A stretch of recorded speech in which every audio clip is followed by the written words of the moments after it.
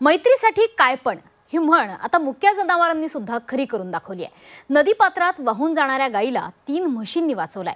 रत्नागिरीच्या राजापूरमधल्या अर्जुना नदी ही दुथडी भरून वाहते आहे। या नदी किनारी उभ्या असलेल्या गाईचा पाय घसरला आणि ती नदीत वाहून जात होती। त्याच वेळी शेजारी उभ्या असलेल्या 3 म्हशी तिच्या मदतीला धावल्या आणि त्यांनी तातडीनं नदीत उड्या घेतल्या आणि या गाईला घेरलं। तिला नदीपात्रातून बाहेरही काढलं आणि त्यानंतर 3ही म्हशी नदीबाहेर आल्या।